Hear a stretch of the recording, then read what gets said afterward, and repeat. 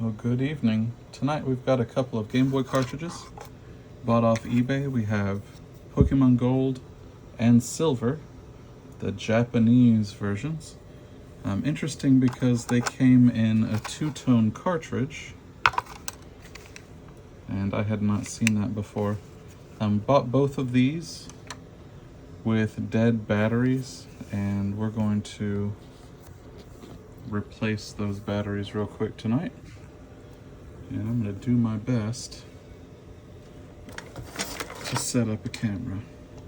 As usual, I did not think to bring my tripod in here, so we're going to just try and make something work.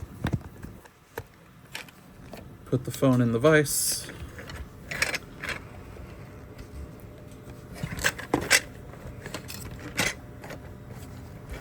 Move the vise.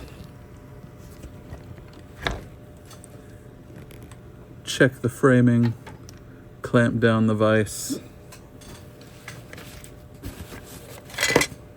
Get things out of the way. All right. So I think that's good enough.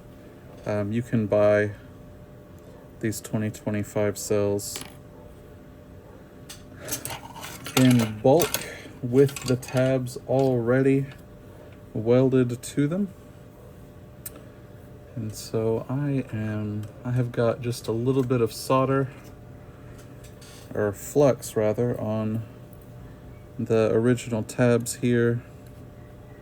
So I am going to try to just very quickly lift these off. Very good. A nice hot soldering iron. I like the chisel tip for this. And with that flux, we shan't likely even need any new solder, although I do have some here, so just try to quickly remelt this original solder. I'll have to probably add just a dab more flux to get everything there. Get that nice and centered.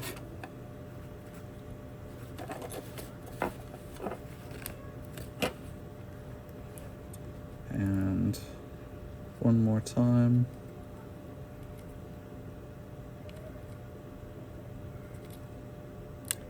Oh, let it go too soon. Here we go. There we are. And then going to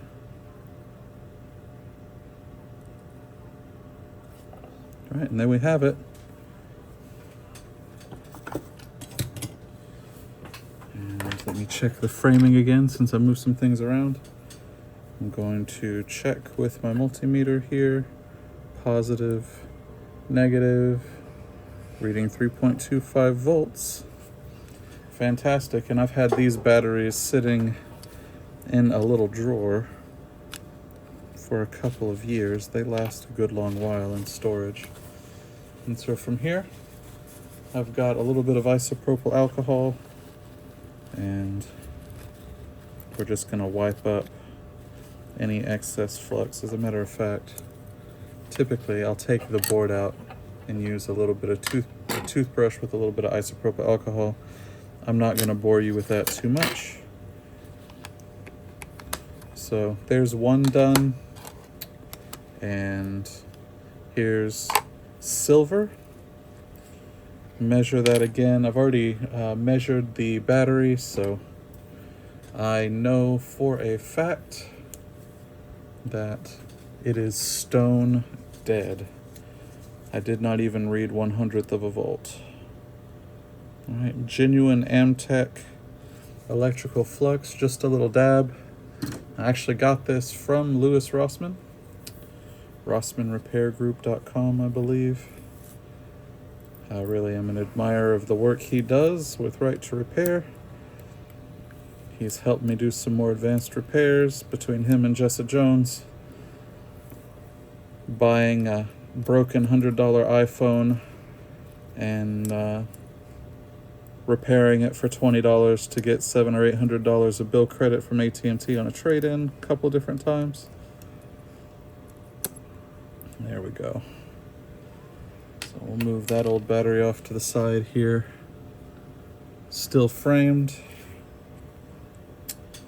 And just like the last one, we will put this new battery, try to get it centered pretty well. Though it's not critical, but we don't want to look like Apple's refurb department boards come back in all janky and off center and barely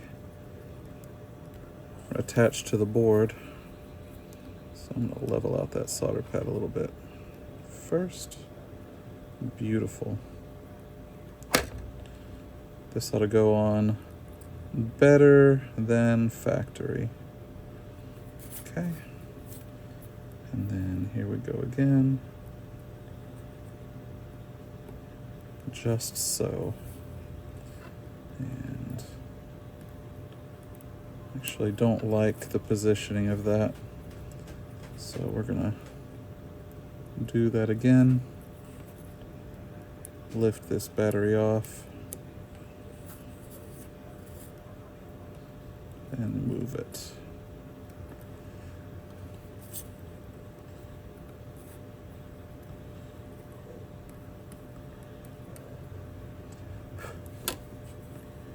And as much as I am sort of going commando here with bare fingertips, I don't like getting burned by a 900-degree iron any more than the next guy, so I am being a little ginger careful.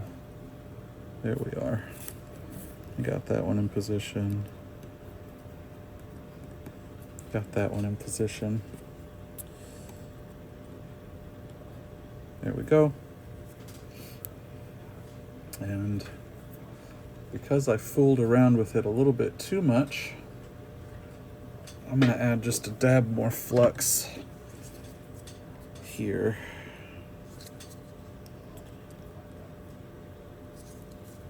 Now, cheap flux, I believe in the bigger the gob, the better the job, but this Amtech stuff works really well with a nice hot iron, particularly if you've got the good solder.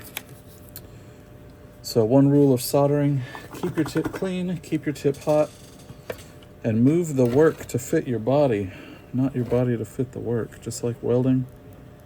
Right? I don't want to melt this plastic case, and I felt like this was a little light on solder, so I'm just going to add just a hair here. And I think this probably had plenty. With that extra flux, it'll look nice, but just the barest whiff of extra solder there to get a nice clean joint.